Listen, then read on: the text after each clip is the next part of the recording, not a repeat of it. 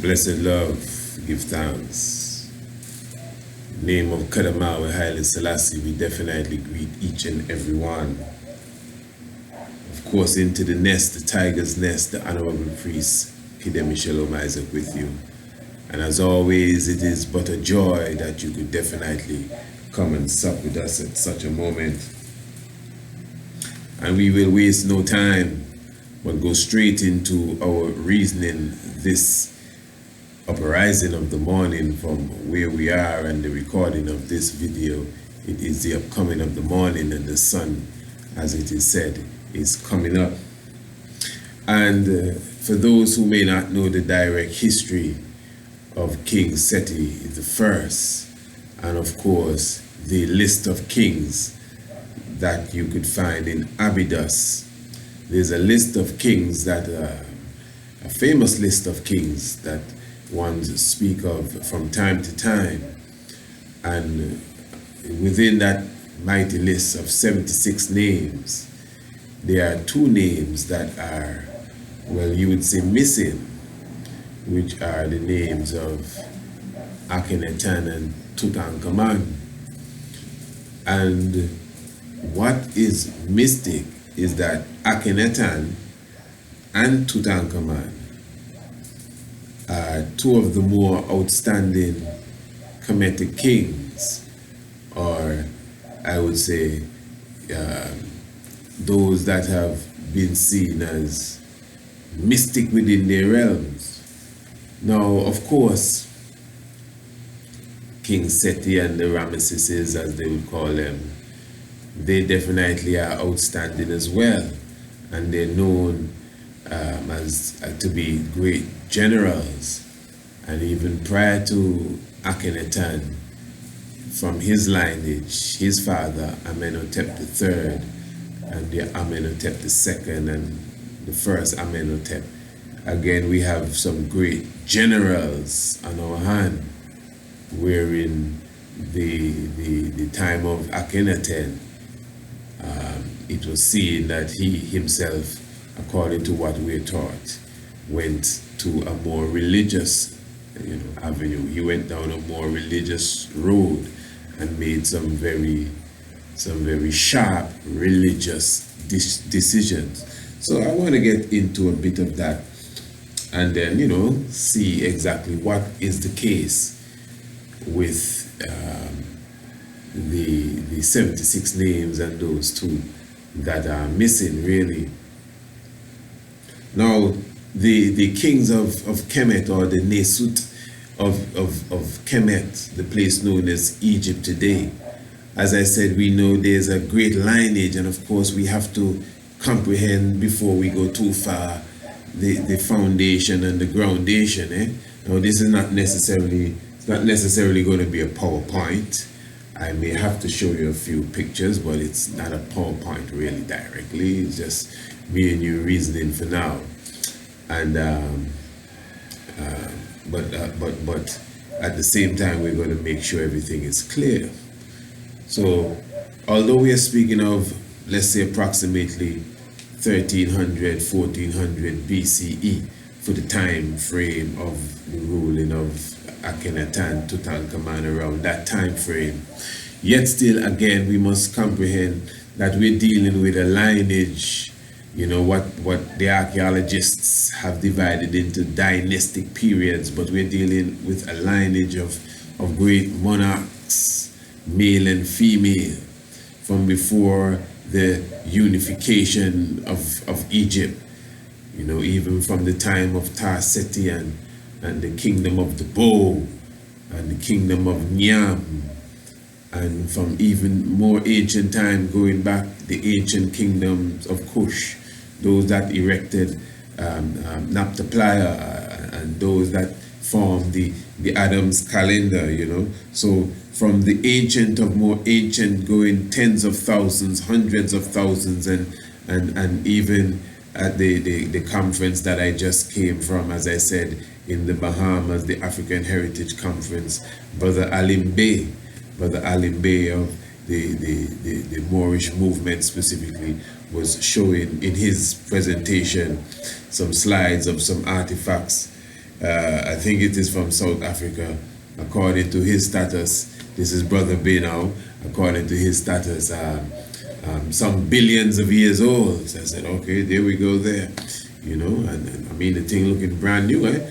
But the point I'm making is that we're an ancient people, obviously, coming from an ancient time, ancient kings and queens, and I think we could comprehend that, you know. So, coming up to speed one time, Amenhotep the first, Amenhotep the second, Amenhotep the third. We're in Kemet here. Now, Amenhotep the third being also a very great general, and of course his son was Amenhotep the fourth. Some say there was someone prior to Amenhotep the fourth who was to take the throne, but he passed on. Some archaeologists say that this Amenhotep the fourth was never really seen as a child.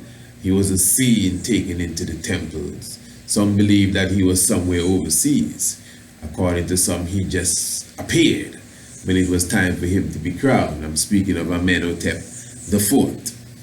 So Amenhotep the fourth, who is the same Akhenaten, he's coming from a line of generals, of great kings, of mighty warriors.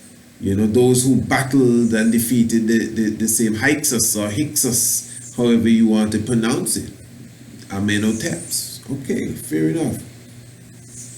So this Amenhotep the fourth now, the storyline that we're given is that he, number one, moved the capital from the great city of Thebes. Thebes, you know Thebes, Chancellor Williams in the destruction of the black civilization, and that is why I always believe, man, in our international international conscious classroom, man, that is almost book number one, if not book number one.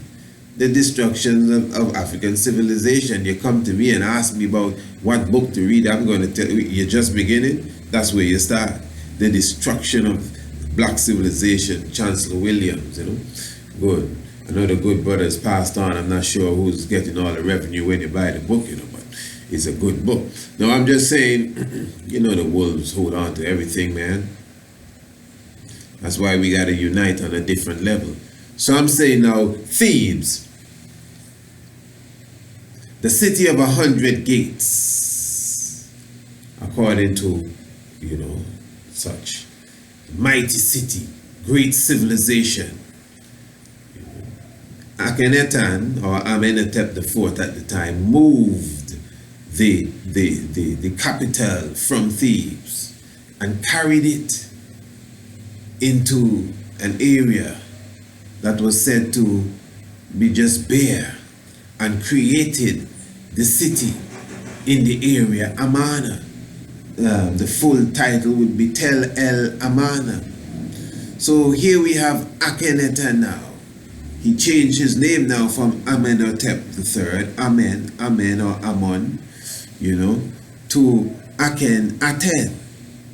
And with this name change came what appeared to be the change of a theology or philosophy, at least, because this Amenhotep IV, the Akhenaten now, did away with all the neter, the deity, the gods. So in other words, he did away with the Amun for sure. For this was the age and the area where the Amun was really the key thing there, the Amun-Ra. So he did away with the Amun, we are told. He did away with the Heru.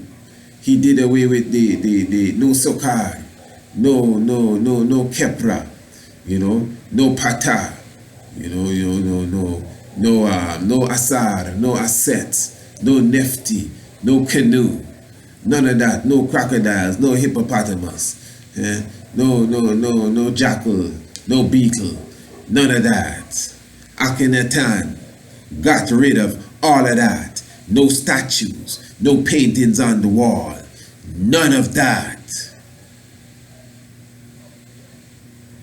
He moved the capital from Thebes and went to Tel Elamana and erected his capital, the city of Aten.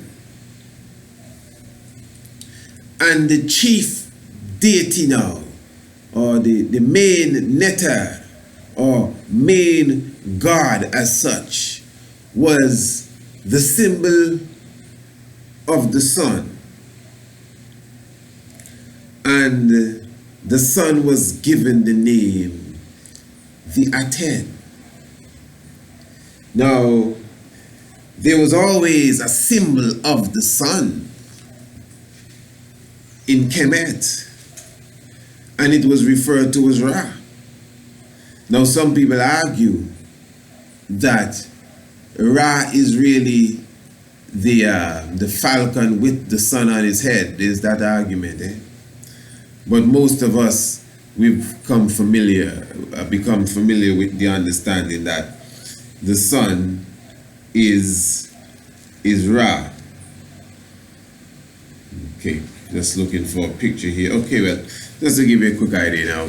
So this is Akhenaten, Nefertiti. This is the bust that people, very controversial bust here. Some say that it's a fraud, but this is a statue of Akhenaten, one that you don't usually see. You know, it looks more manly than what some may say the other ones. This is a glyph as such of him, Akhenaten. You know, and let me see here. And this is Akhenaten as well. And what you see here, you see the rays of the sun touching him. The rays of the sun touching him and his family there. And what it is, this book, this is just taken from the book, The Acts of God. Not highlighted the book, just showing you the picture by Graham Phillips. The Act of God. The sun.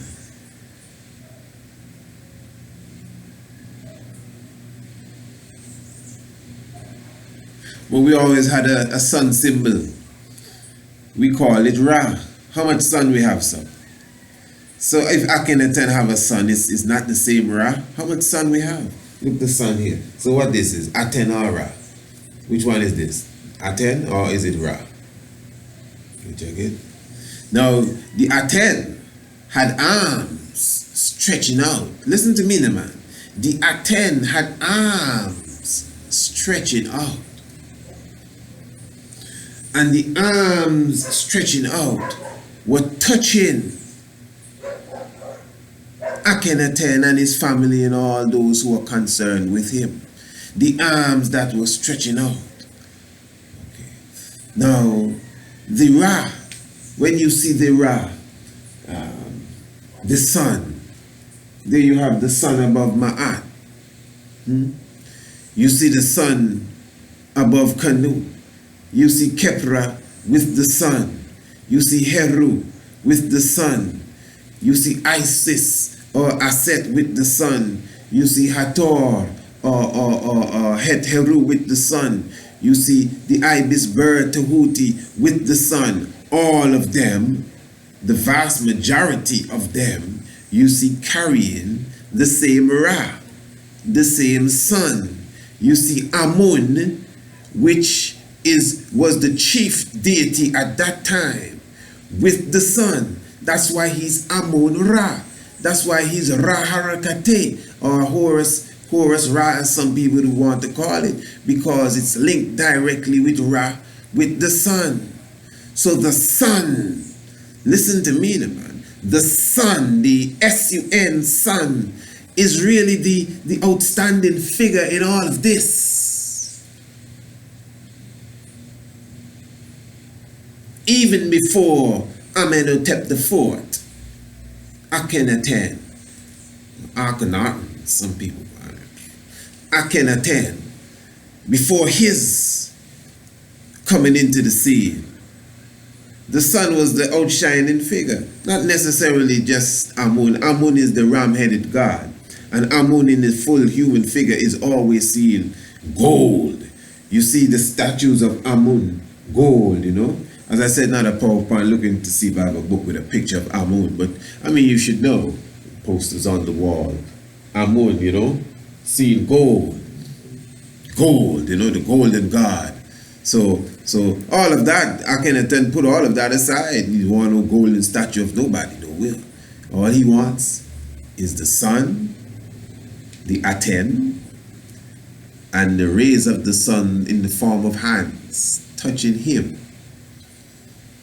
Okay, very interesting, because we can stay from a few rows, a couple thousand years behind and say, oh, he's a heretic. It's easy, especially if we're following the Discovery Channel and the history and, oh, yeah, he's a heretic, he's a heretic and all of that kind of stuff. Then we're going to say he's the first person to bring forth, what do you call it, monotheism. Okay, all right, well, that's a good brand here. He's also referred to as the first Christ. He's a mystic being. This Akhenaten, he ain't no regular person. You can say what you want about him. He ain't no regular person at all. So what he did now, Akhenaten, as I said, he dismissed all of those beings and he kept the sun. He called it Aten, but the point is he kept the sun. The ram ain't the star of the show, you know. The beetle is not the star of the show. The crocodile and the hippo, none of them is the star of the show, neither the ox nor the bull. The sun, the Ra, kept Ra, the sun. So he kept the sun. He kept Ra. He kept Ra. That's interesting. He kept the sun. See, that was live and direct. That's how we do it. He kept Ra. He kept the sun. And the sun began to touch him. Okay, let's move on now. I think we got that. That's very clear. Clear understanding there. What's the mystic here is that this individual, we have to comprehend who we're dealing with too, you know. You can't depend on Petri and these archaeologists of this time. As I was saying in another interview I was doing there, I think you would hear it on Radio Anu. Twinkle, twinkle, little star, how I wonder what you are. That does not belong to us. That's for Galileo and Copernicus and Aristotle. They were the one wondering what they were and if it's heliocentric and geocentric and flat and round and all of that. Twinkle, twinkle, little star is not us. We know exactly what they are, pulsar and quasar and all of these vibration thereof. We already comprehended the formation of a black hole, and that's why we could show you the sun coming out of the darkness of the mother sky in Nut. We already knew within the pyramid the velocity of the earth. In the pyramid, the mathematical foundation is set in the pyramid, the largest known structure of the velocity of the earth. The orbital velocity of the planet Earth I'm talking about, it is inside of the pyramid. You need to check the flat earth video that we did, man. You get the fullness of that when we go into the midst of it. So I'm just showing you that the levels that we are speaking of in the time of the building of the Great Pyramids, in the time of the Amenhoteps, in the time of the so-called Ramesses, them, all of this time frame is the heights. The greatest temples were built in the time of the Ramesses. Ursa Ma'at himself, Setepen Ra, Ramessi, Mary Amen, Ramesses today. So we're speaking of the heights, and listen, even the statues, man. For those of you who deal with those of you who are sculptors and artists in general, some of these statues that you see of the Ramesses and I think it's Seti the first as well, all of them basically, the geometry, man, and the symmetry is so precise, you know, on both sides of the face. And even a regular human face is not even precise on both sides. So that is to show you the level of understanding of creation that we had in the time frame that I'm speaking of. Now, the reason why I brought all of this into the discussion is to show you, you cannot just stay a few thousand years in the back seat, in the back row, and examine this history and come to some weird conclusion because our former slave masters came to the conclusion that Akhenaten is a heretic and a traitor, and he abandoned this and abandoned that. The great Queen T, or Queen Ty as some call her, was the military general for her son and controlled the governmental affairs of his government. What's wrong with some of us? Akhenaten was a different being. And that's our problem. We don't understand the importance of respecting people for who they are. Okay. So, some say that Akhenaten had a son, and that son is Tutankhamun. So most of us know the boy King Tutankhamun, don't you? That's as the boy King Tutankhamun. All right. So Akhenaten had a son, Tutankhamun. That's not necessarily so, you know. I'm not saying it's not so, but it's not really strong evidence to prove that Tutankhamun is his son, you know. But that's the accepted theory today. So that's, well, a theory can't be accepted, you know. Still a theory in my book anyway. But anyway, the point is, for sure, he has a lot to do with the ushering in of Tutankhamun. So, Tutankhamun, first of all, the illustrious pharaoh as such, he is referred to as the boy king, King Tut. You need to stop calling the man King Tut, brothers. He ain't no King Tut, but King Tut. He's Tutankhamun, man. We just disrespect any old body, brother. Tutankhamun. Eh? We're sharp to tell people, oh, his name is not this and that. Well, do the same with King Tut, Tutankhamun. Listen, he came to the throne at the age of 9. And between the age of 19 and 20, he was already off the scene. He passed on, quote unquote, died. So because of this, a lot of us overlook him now. Yeah, he was found with a lot of bling and all of that, but bling don't make you be the greatest. So why did he have so much bling? Tutankhamun, his burial chambers, and you can look it up for yourself, his burial chambers, man, is the most, you know, well, to use the term again, illustrious burial chamber that has ever been discovered.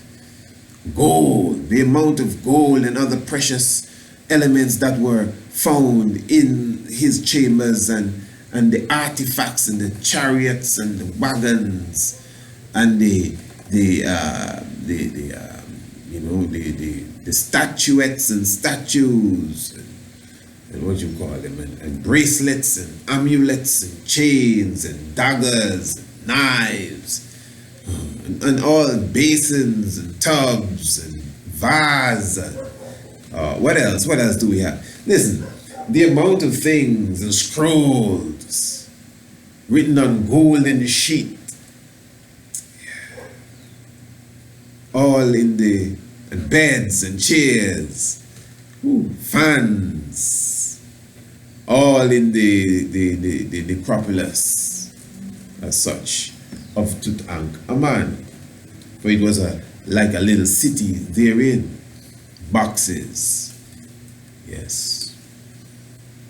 So countless of artifacts, man, inside of Tutankhamun's tomb. Of course, you know, he was buried in the different coffers and the placed in one coffer similar to this. His body was placed in one coffer and shut, and placed in another coffer and shut, and then placed in a third coffer and then shut. So he was inside of 3 coffers as such that represented him. Never before seen anything like that. Solid gold we're dealing with. And he is the supposed son of Akhenaten. He came to the throne at the age of 9, just when Akhenaten vanished. Because they never found his tomb, man. I'm just letting you know. I'm not saying he didn't pass on, and I ain't no spooky person, but I'm just showing you he's one of them vanished person that they never found his tomb, the Akhenaten. They may find it someday, I mean, don't get me wrong. So we're saying now, Tutankhamun, for those of you who have watched the documentary 7, and I strongly believe most of you have seen the documentary 7, The Divinity of the Honorable King Emmanuel Charles Edwards. 7, this is it here. The documentary 7, The Divinity of the Honorable King Emmanuel Charles Edwards. Now, in that documentary, I explain, I go into some, depths of the ancient science of the sun, the science of the feathered snake. Of course, we understand the mechanics of the sun is very important, although it doesn't move in the sense of rise and sets. The sun does rotate. Our solar system is also moving through the galaxy as well. And for those who are sucking their teeth, again, you can check our video. You see, you can't talk it. You can't be saying nothing. I'm talking to flat. You can't be saying nothing up to now. All you gotta do is watch the video that we did on our YouTube channel.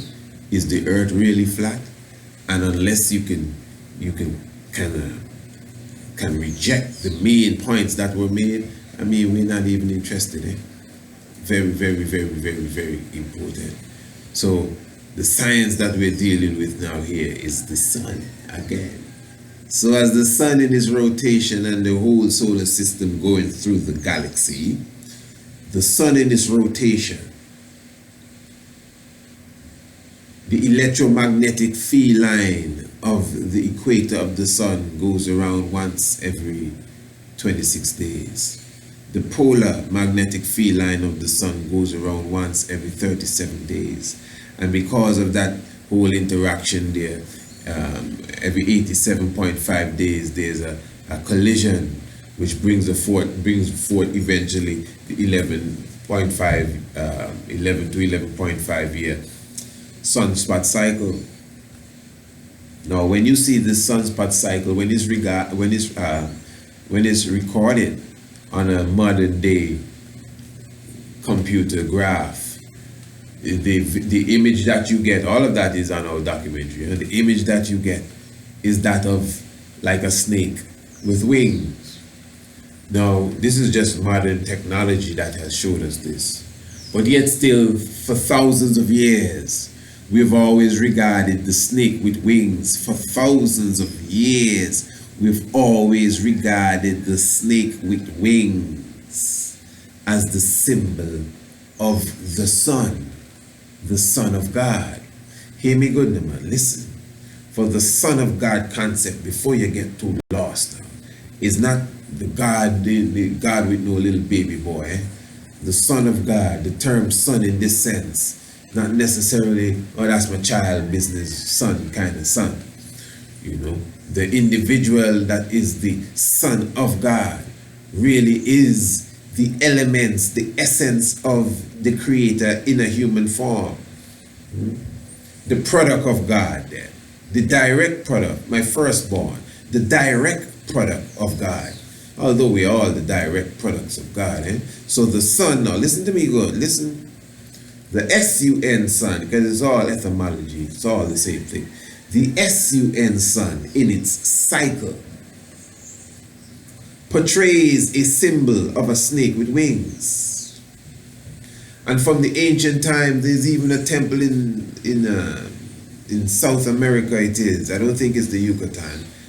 I think it's one of the temples, but it's a temple to Quetzalcoatl, the feathered snake.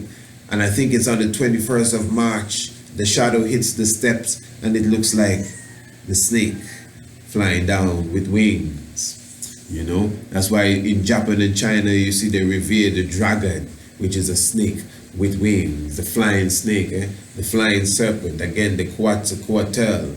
That's the name that the ancient ones of this part of the world, the Central and South America, would have given to it. So this is why even now it may sound mystic that the medical symbol, you see the snakes wrapped around the pole with wings.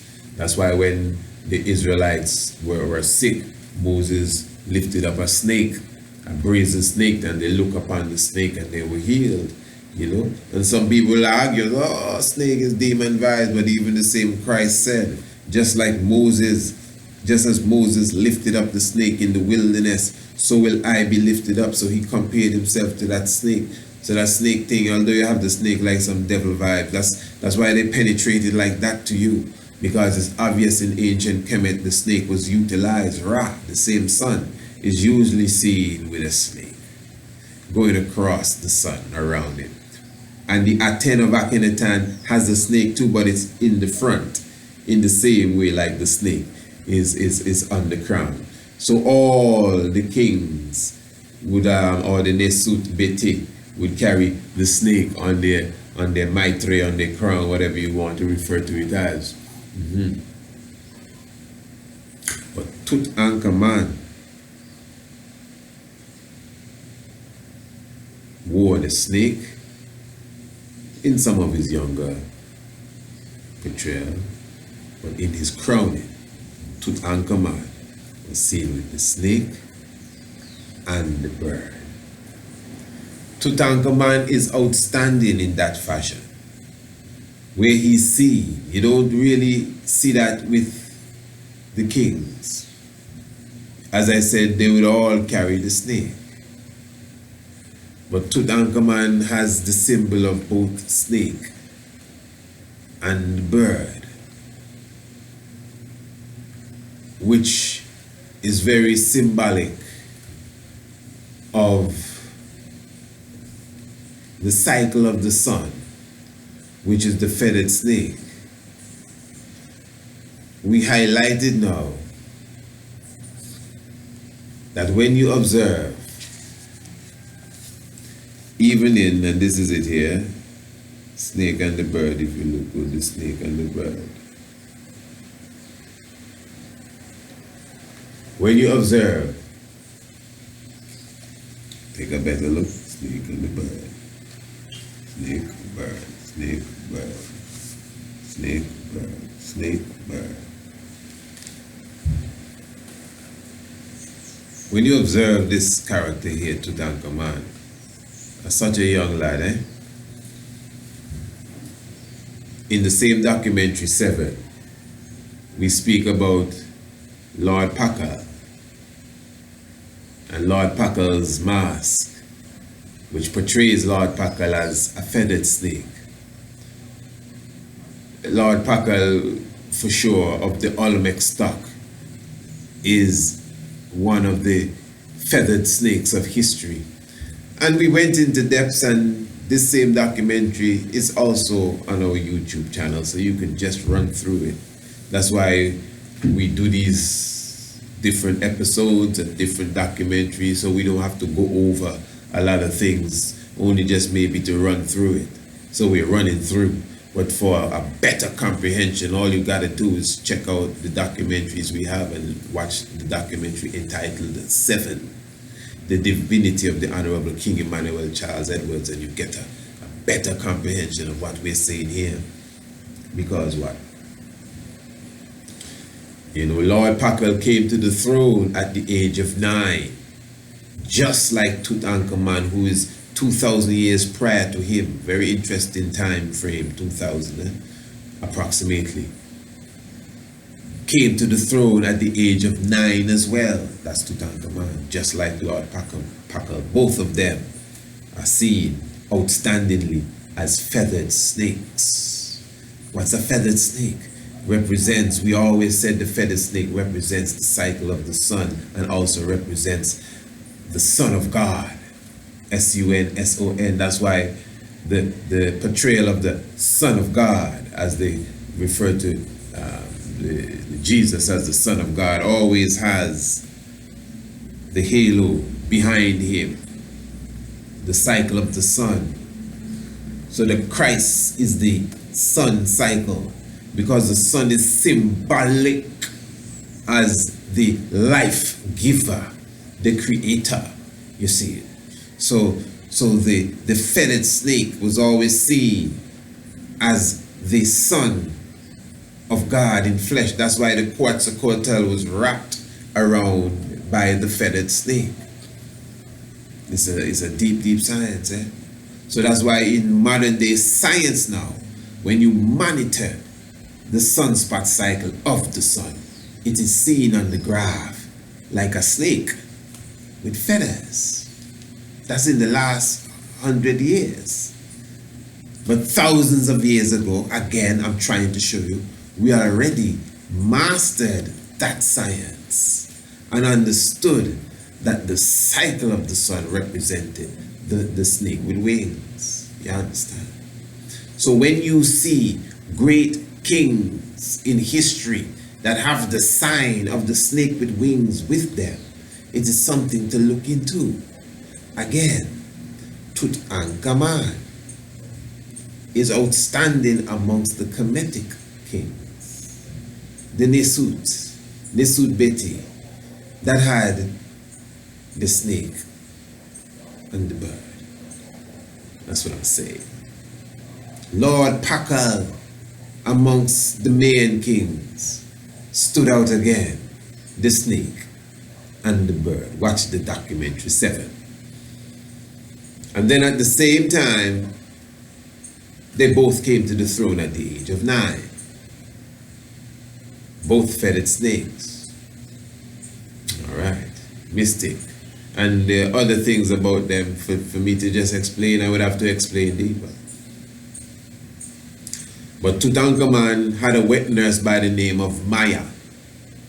And that great burial chamber that everybody is at awe with was built by a man by the name of Maya. So Maya at the beginning and Maya at the end. Now Lord Pakal, he's the king of the Mayan people. See the link? 2,000 plus years apart from each other. Feathered snakes. The Buddha's mother's name is Maya, and he's another feathered snake which is directly linked with them. If you have seen 7, you know exactly what I'm talking about. So I'm saying Tutankhamun is another mystic being that is within the lineage of the Kemetic rulers. So although he came to the throne at the age of 9 and he died at the age of 19, and some of the archaeologists will say, oh well, we saw him on the chariots, but more than likely it was Ho-Emereb, his general that was really doing the war. Whatever. That don't mean nothing. His father, if it was his father, Akhenaten now, who didn't have no snake and no bird, he just had the snake like the rest of them. Well, he's obviously a different being. He took, listen to me good enough, where are you? You with me? I hope you're with me, you know, man. Akhenaten moved the capital from Thebes. We have to take our time. Moved the capital from Thebes. He took the capital away from Thebes. Like he had something in mind. He had a plan, obviously. And he went to the unknown, Tel El-Amarna, and created his own capital, the city of the sun. Not Heliopolis, and not the city of Ra, but the city of Aten. But it's still the sun, and Ra is still the sun, How much sun we have? 2? That's another discussion altogether. But what I'm saying is, he created this city. He didn't bring no gods. He didn't walk with Ammon. He did not walk with Amun. Amun, he didn't walk with the ram-headed god. He did not walk with the ram-headed god.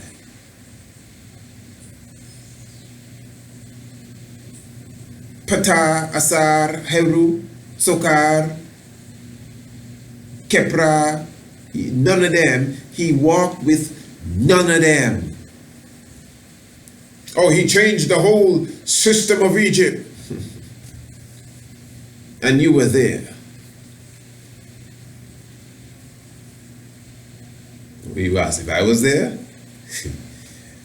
You don't want me to answer that. So what I'm saying now is that Akhenaten, after taking all of that out of the way,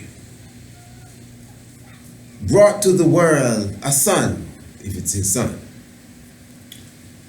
And he named this son Tutankhamun. That's their first name. Tutankhamun. Now what does this mean? Tutankhamun means the living image of the Aten. What's the Aten? The Aten is the sun that Akhenaten has. The sun that is with the rays touching the great Akhenaten. So you have him here, so the sun there touching him with the rays, all the hands, all down upon Akhenaten and his family. That's Aten. So this little baby boy, this young child now, is the living image. The living image. What's a living image? The picture of the Christ on the wall is an image, but it ain't living. Living image. In the same 7. And even the master of ceremonies, pardon me, my Lord, even the master of ceremonies, the divinity of Kadamawe Haile Selassie. Yeah? This is see you have the lion behind of him? He's the living image of the lion, Haile Selassie. But in the master of ceremonies we speak of Osiris. Yeah, but Osiris is not no living image. People argue about Osiris never existed. Well, you see, look what's going on now. Haile Selassie is the living image of Asar. Yeah. So, Tutankhaten, by his name alone, was the living image of Aten. You hear that? And Aten was the sun. So, Akhenaten gave him that name. Then he, Akhenaten, disappeared. And let's not think too Europeanish, that's the word, and think, oh, well, a conspiracy. He must have been murdered. His Horemheb and they were there from his father's time, Amenhotep III. So there may have been a conspiracy to kill him and bring the young one back because he took away the gods, and the people in Egypt wanted back their god. Now, what are you following them weird narratives for? Eh? Oh, well, there's proof on the glyphs there was uprising. Listen, take your time. Remember, Seti took them out of the king's list. Take your time. Take your time. Now, I think that it's obvious that we're dealing with spiritual beings. Personally, I'm going to roll with my ancestors that show that they're going to be ones coming with that sign of the feathered snake. And Tutankhaten became Tutankhamun. What does that mean now? He became the living image of Ammon. What is the symbol of Ammon outside of the ram? It's gold. Ammon is gold.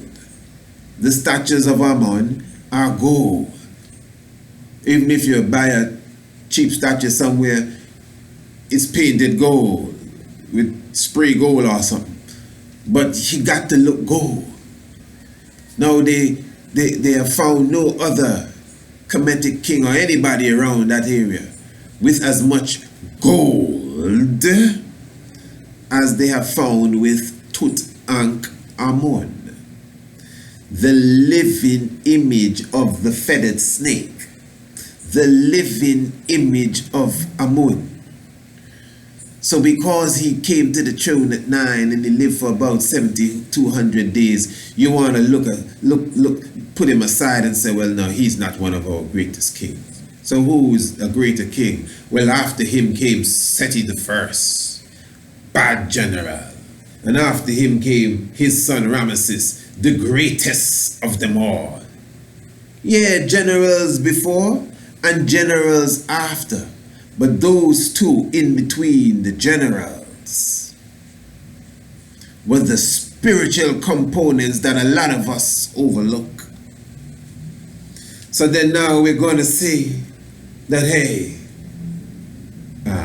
Seti the first left them out of the chronicles of the 76 kings. Why? Remember, Seti the first came to the throne just after them, basically.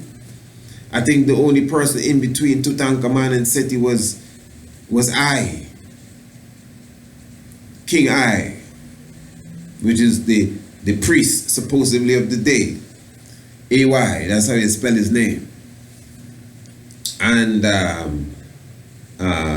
Seti the first had the king's list, and everyone was there, including Semenkari. Everyone was there. And no Akhenaten and no Tutankhamun, well, that sealed the whole deal.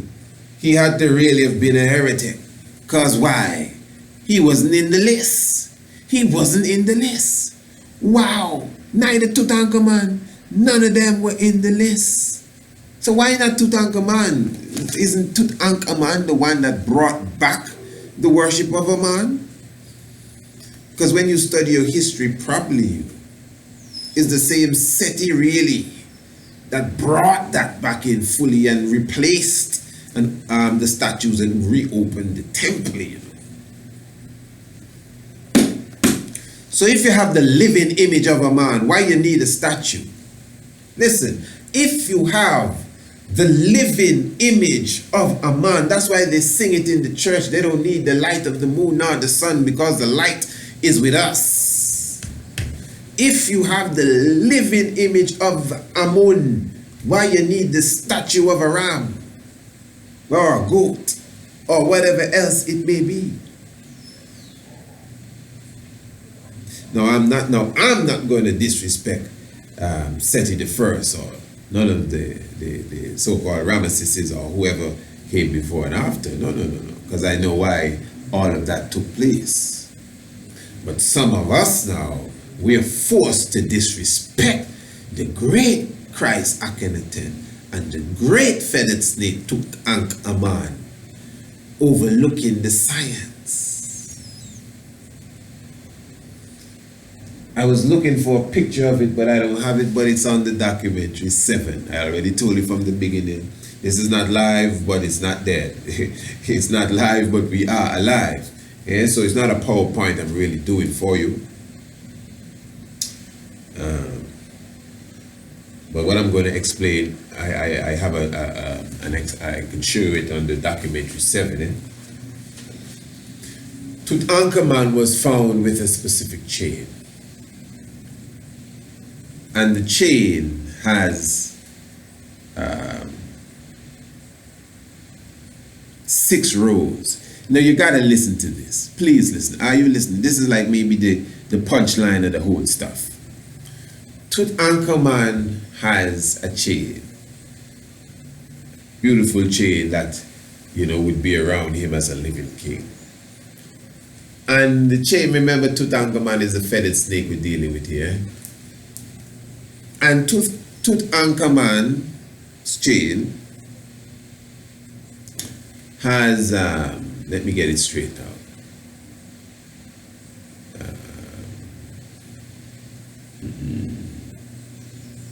if I'm not mistaken, it's 26 rows, 26 beads in the first row, 26 in the second row, 37 in the third row, and then you have 76 in the fourth, and the fifth would have 77, and the last would have 110. Okay, now something there is a little shabby though. Something there is a little shabby. Something there is a little shabby. You gotta pardon me. Maybe that may not seem too scholarly, but something there is a little shabby. But the key points is very clear. But something there is shabby within the first couple of rows, you know, because 26 is the cycle of the sun, 37 as well is the cycle of the sun. So the chain does exhibit the science of the cycle of the sun. The chain has certain mathematical elements that when you multiply one by one and the other by the other, you get 144,000, and certain things that have to do with the sun and light, because the speed of light is actually 144,000 minutes of arc per second. You know, that's when you measure light in a circle. Light in a linear is 186,000 miles per second, but when it's in a circle, it's 144,000 minutes of arc per second, which mystically 144,000 elected Israelites, lights and all of that. So that's why I was just going to the mystic of that, you know. Yeah, but anyway, that is mystic. But yes, as I said though, for sure, one day the fourth row now has 76 beads, and the fifth row has 77 beads. Fifth row, what are you talking about? The chain, Tutankhamun's color, sun color they call it. The 6 rows full of beads, but row number 4 has 76 beads, and row number 5 has 77 beads. Row number 6 has 110 beads. Okay. Now, this is very mystic within the whole aspect, because already what we see standing out is the number 76. Now the row with 77 beads, 2 of the beads are broken. 2 of the beads are broken. I'm going to repeat it one more time.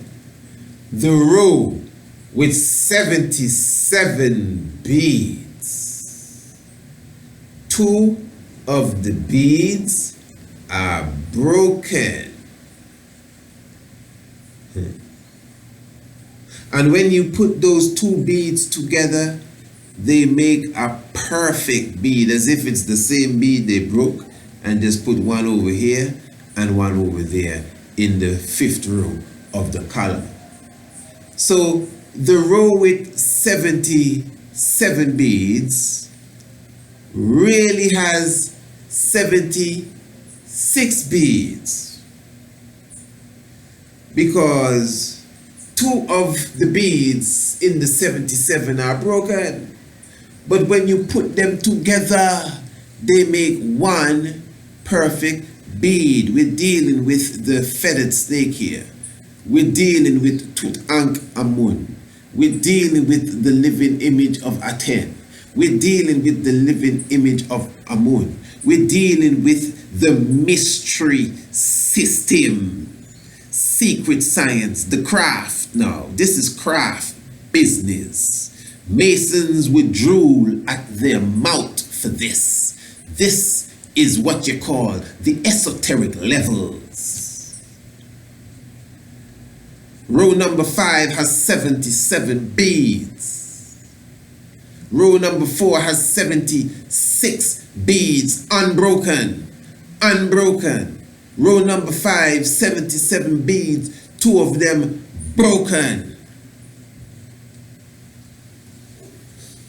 And when you put the 2 together, they make a perfect whole. So row number 5 really has 76 beads as well. And you could add up all the beads with row number 5 as 77.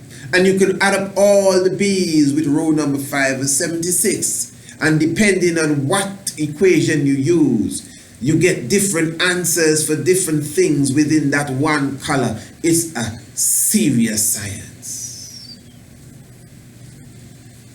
You want to tell me Seti the first didn't comprehend this science?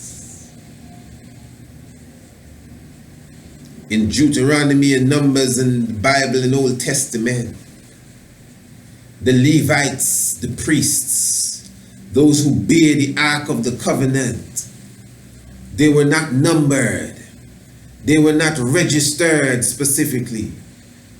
When you get the chronicle of the children of Israel, yes, you will know whose child is who. But when it's written up, Levites doesn't count. When they give out the portion unto Israel, Levi didn't get no portion because Levi's portion was of the Lord. Levi would eat first as such because Levi carried out the work of the Lord. So there's certain documentation, certain records that are kept in the ancient Israelite history where you will not find Levi registered or documented, pardon me, because Levi was of a spiritual realm. The priests, they were the representative of God. So when you bring something to God, you ain't bringing it to no spook in the sky. You're bringing it to the priest. So if you bring pineapple and banana for God, man. If you bring sour sap and sugar apple for the Aten. If you bring something for the Most High, who you think gonna eat it? It's the priest of the tabernacle that will eat it. The Levites, right? The clergy people bringing money for God. Where you think it going? So the point is, and in the ancient, that ain't nothing wrong with that, That ain't like today. That's what you're supposed to do. Nothing wrong with that. Them is the God. They represent the God. It's them you're supposed to feed. Nothing wrong with that at all. Yeah, straight up. So I'm showing you now that 76 kings, 76 beads in the 4th row, none broken. 77 beads in the 5th row, 2 broken, but the 2 make 1, so that's 76 beads. On the chain, 2 rows of 76 beads, 2 rows of 76 beads, but one of them is really 77. And two of the beads broken, 2 of the beads broken, but the 2 make 1. The 2 make 1 to make it 76. So 2 rows of 76. And there's a list of 76. And two key people are missing. The birds sing. And 2 key people are missing. They're heretics. So we didn't put them in the list. No. They are so outstanding. They're bigger than that list. That's the point. You're dealing with the feathered snake now. Even though he left you at the age of 90. You're dealing with the first Christ, as he's called. even though you didn't understand why he was seen in such feminine form at times. That is to show you that it fulfills what the scripture says when God says he feeds Israel upon his paps. That's breasts, brother. He's the embodiment of the male, masculine, feminine order. And you have to keep in mind that there was a king between Akhenaten and Tutankhamun. It is the king that is known as Semenkari or Samenkari. Now the thing is, when they discovered Samenkari's tomb, this is Akhenaten and Samenkari together. When they discovered Samenkari's tomb, it is said that his tomb had no, there was nothing in his tomb that you would, delight yourself with. His tomb was bare, cold. It was, if it was just straight ahead out of Tutankhamun's tomb. If you walk out of Tutankhamun's tomb, like up the step, and you walk straight, you walk straight into Semenkari's tomb. Semenkari ruled before Tutankhamun, some say for a day, some say just for a few months, but he was there between Akhenaten and Tutankhamun, and as I said, you can see Akhenaten with Semenkari, and this is Semenkari too. Semenkari was sometimes seen with breasts. You may laugh, oh, ha, ha, ha, ha. Okay, you gotta laugh. Semenkari was sometimes seen with breasts. And Semenkari specifically, as I said, God feed Israel and his paps. Pata is seen with the breast sometimes. It's symbolic, man, nourishment. The life-giving force of the Almighty, man. You check it. So this Semenkari character, as I said, his tomb was the total opposite. Total opposite of that of Tutankhamun. And it's so mystic that he ruled just before Tutankhamun and in between Tutankhamun and Akhenaten, just between. Wow. And how Tutankhamun's tomb can be found with so much items of luster and glitter and gold, and yet still you cannot see that for the Semenkari. Now before we go any further, let me just show you, this is another picture of Akhenaten, as you can see him here, with the sun shining down on him and his family, royal, and Tutankhamun and his empress there, and the same Aten shining down on him and his family as he is now Tutankhamun. Amun and Aten. This is a high science going on there. That's why the names were not in the 76. They were the two broken beads. But that's why you got two rows of 76. That's to show you they're there, but they're not there. And nobody was scorned in them. Seti the first wasn't scorned in them. Yeah? Look at it here. You see segment, this is Ra. Look at Ra with the snake wrapped around him. That's Ra. But when you look at the Aten now, if you could see the Aten also has a snake, but the snake is looking forward as such. There it is, the Aten, but the snake is in the forefront. It's the same, it's the same science. So he didn't change anything. As they say, he's the first, he's the father of monotheism. So, well, all right, give him that title then. He really brought everything into one. All right. Good. All right, so we're done then? No, we ain't done at all. Again, they put the body of Tutankhamun in one of these, and they close it. And then they put it in another one, and then they close it.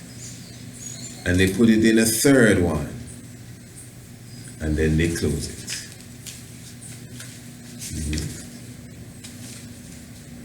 Look at it. This is when they discovered Tutankhamun here, so-called. This is them. They opened one of the coffer, and there's the next one, and that's Howard Carter. They're playing with it. Good. All right. We're almost done, man. I'm going to seal up now. If you look at the time, you can see.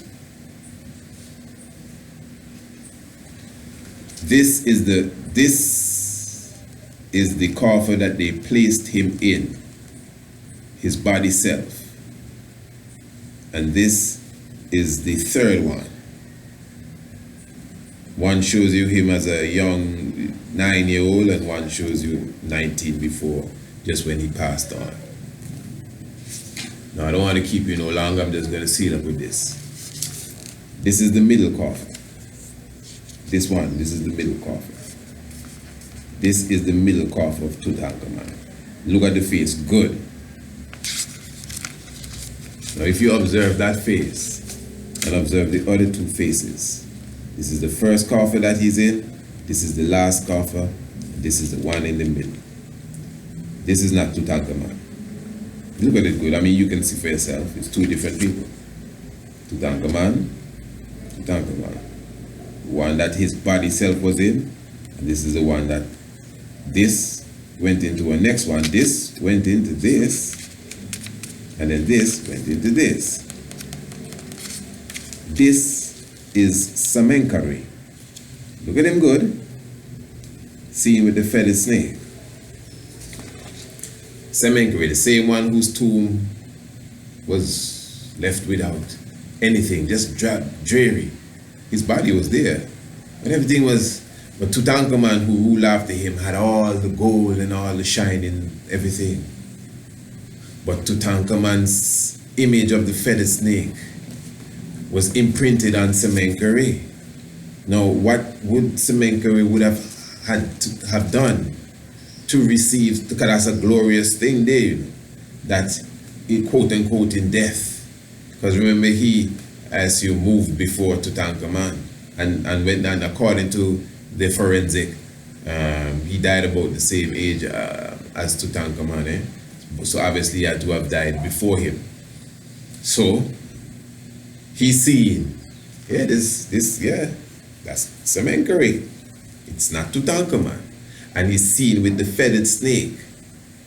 Now you could overlook it or underlook it because you'd expect it to be, oh, look, another one of Tutankhamun, or look, another one of Tutankhamun, because this image and all of this at the side is the rays of the sun. This image is become known with Tutankhamun, but so mystically that Tutankhamun he was wrapped up as a mummy, and they placed his mask on his head and put him in a coffin that resembled him as a boy, and then put him in a coffin that resembles Semenkari, and then put him in a coffin that resembled him again as a big man. So mystically now you have Akhenaten, and after Akhenaten, Semenkari, a very shady character, ruled for a very short time, and then came in Tutankhamun. These three, check it out, these three individuals here. And how mystic it was, follow it good man, that Tutankhamun found it necessary. That's what he did, you know. Tutankhamun found it necessary to highlight Semenkari. For those of us who can pick it up, he found it necessary to place his glory. This is Tutankhamun doing this. And I'm not ashamed to say, you can watch 7 and see, we show you that Tutankhamun, not even just 7. Yeah, 7. We didn't do that on the Master of Ceremonies. 7, we show it clearly that Tutankhamun is directly linked to Haile Selassie. Yeah, check it. No, you can't run about it. Do you know that when they discovered the tomb of Tutankhamun, Haile Selassie was one of the first visitors to that tomb, you know. In fact, when he went on the European tour in 1924-25, the same year that they opened the tomb, that's the first place he went. That's Haile Selassie, to the pyramids and to the tomb of Tutankhamun, before he went to Jerusalem and the Coptic church and them places there. That's the first place the Mawe went, Haile Selassie, to the tomb of Tutankhamun. Don't be playing around. Who lived for 7,200 days. We don't know how he go with the 72. We ain't got no time to joke around. So I'm showing you that Tutankhamun now took another character, somebody that was found in a dreary tomb that people obviously were not considering. That's the science there, you know. Semenkari was found in a tomb similar to Tutankhamun's tomb. You could walk out of Tutankhamun's tomb and just keep walking, and then you walk right into Semenkari tomb. That's very mystic. That's what you call secret science. That's secret science. That's no mistake. And it's no mistake that Tutankhamun, obviously before even he moved on, and those who planned his necropolis and his burial tomb chambers, whatever you want to call it, and his transition, already said that we are going to revere Semenkari to the status that I have. And we're going to decode it in secret form and put it in the middle coffer of my triple coffer chamber that we are creating. Yeah, he said it. And that's how it happened. So we got to begin to look at our ancient science for what it is. We say we're the most scientific. We don't know how we build the pyramid. Maybe we elevated the blocks, laser this and laser that. We done walk on the moon already. Well, if we done do all that, what I'm speaking of here is pre-K. This is not even pre-K. This is real, building blocks kind of, creep and crawl. This is creep and crawl. This is creep and crawl. Yeah. We didn't break down no heavy equations here. Creep and crawl we dealing with here. And most of us, we can't even creep and crawl. Some of us, we get on the YouTube and then all of a sudden we start to diss Akhenaten. I listen to some people that I consider to be good scholars. Man, you want to hear them dissing Akhenaten. He was a punk. Punk, sissy punk. Punk, man, that's why Seti left his name off of the bleep bleep list, bleep bleep. All them bleeps. And some of us, we curse so much guile and quote unquote bad words. What's a bad word? Now you don't have to tell me that, I can tell you what's the indecent language. But what I'm saying, most people that think that they have the right to speak like how they speak, because I don't speak them words. If you search your YouTube good, all of us with the foul mouth, not us, all with the foul mouth, you could find at least one video with them saying, hey, my children is in the next room. My children is in the next room. You'll find at least one video with one of them on stage saying, listen, those of you with the babies, you need to take them outside now. So weird. So who you think watching on the video? So that means we know that there's something about the words that we speak. It's all English and Latin. Come on. Them killers know why they give you these words to continually, mother effer. Imagine you calling yourself a mother effer. That is nasty. You refer to your own self as a mother effer? You're disgusting. And your brethren and your friend. That's nasty. That's sick. We get so sick, we refer to things of value as S-H-I-T. Oh, that's my S-H-I-T. That's disgusting. Where are you? Come out of that, man. Get cleaned up, man. Cleanse yourself. Sick. And you're dissing Akhenaten. You're dissing the Holy One. You're dissing Tutankhamun because you don't understand why their name is not on the list. Semenkari. This is a high science that many of us who think we are initiated are not initiated into. But anyway, give thanks. I got nothing else to say for the time. Going to prepare for the Sabbath. The sun is now coming up. Heart of Sabbath. Hey, Radio Anu. RadioAnu.com. RadioAnu.com. Link in the description. Do we have anything else to say? Anu, ancient and modern. You're not ordering your books. You're all not ordering the books. You're not ordering the books. You're not supporting the channel. I'm telling you, I'm not afraid to tell you. We ain't begging nobody nothing. We're showing you what we have to offer. What do you call it? The master of ceremonies. The master of ceremonies. We need to support each other. The documentary 7. The DVD Divinity of King Emmanuel Charles Edwards. Oh, I've seen it on YouTube already. Now you telling me that is going to make me make more DVDs and tell you I ain't putting them on YouTube. You got to buy them to see them, you see? man with ancient and modern, biblical land of Israel. You know, just contact me. Tell me you want all the books and all the DVDs, and you want to make a contribution towards the work. That's how we help one another. Yeah. As I said, if you don't want to contribute, it's all right. At least buy the products. Yeah. That's how we move together as a team. Well, if we can't do that, we in problems. Yeah. Holy Manuel I, Selassie I, Jah, Rastafari. Don't diss Akhenaten, man. That's it. Yeah. Rastafari.